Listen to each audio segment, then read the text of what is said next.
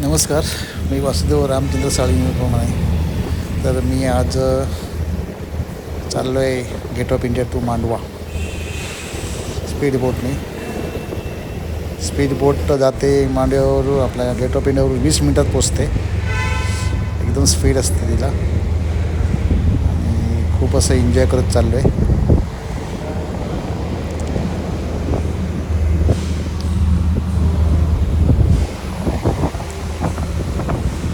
एवढी स्पीड घेतली आता बघा किती पाठीमध्ये स्पीड आहे. आता पाणी कसं दोन्ही साईडने हे होतं आहे.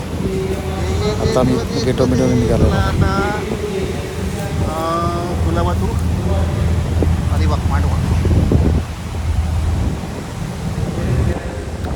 ही दुसरी ओपन स्पीड बोट आहे.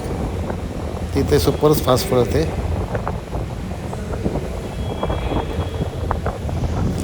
गेट ऑफ इंडिया ते मांडवानं 20 मिनटात पोचणं म्हणजे बोलतात ना. अलिबागवरून तुम्ही बाय रोड गेलं तर तुम्हाला कमी 3-4 तास लागतात. 3 तास पकडूनच जा. पण इथे आपण पोचलो आहे 20 मिनटामध्ये मांडवाला.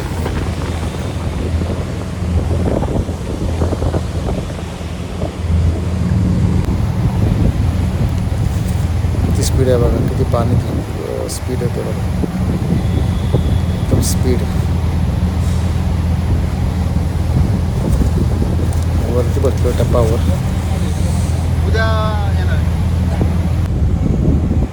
हे आहे मशीन आपलं हे बोटीचं गेअर वगैरे कसे आहेत, कुठे कसे ओका यंत्र आहे, कसं कुठे जाते बोट, कुठे न्यायची असते ते ओका यंत्र आहे. जातेवेळी थोडा समुद्र शांत होता त्यामुळे बोट थोडा कमी हलत होती.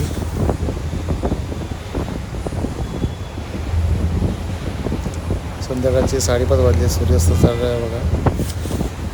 मांडवाची ती जेट्टी केली का बरोबर? आता ती बरोबर आलं नाही वर्ष झाले ना. अचानक आणि भयानक असा आपला मांडवा दौरा अलिबाग.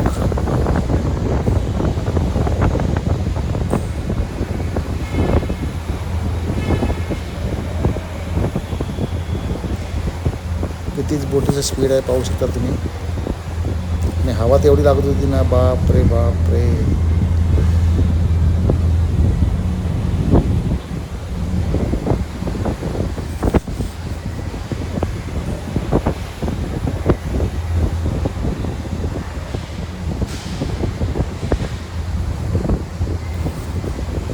आजूबाजूचे आता डोंगर बिंगर दिसतील बघा तिकडे.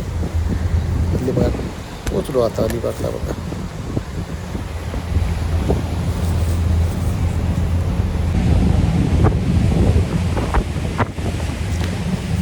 हवा तर सुपर होती एकदम.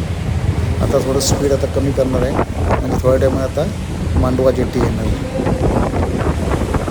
तरी पण स्पीड आहेच अजून.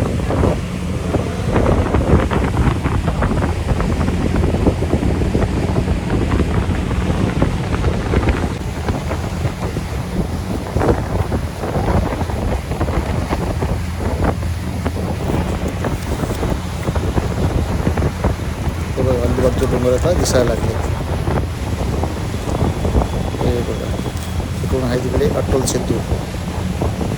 पळ्यावरून अटल सेतू निघाला डायरेक्ट उरणला.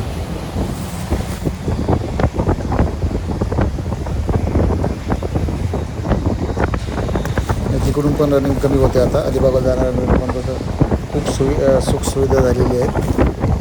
अटल सेतूने भरपूर जवळ 1 तासाचा फरक पडतो. झालं तर बोटिंग.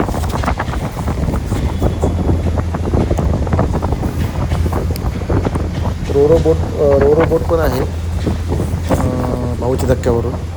तिला 1 तास लागतो जायला मांडवाला आणि ही जाते फक्त 20 मिनटामध्ये. रोरो बोट भरपूर मोठी आहे ना.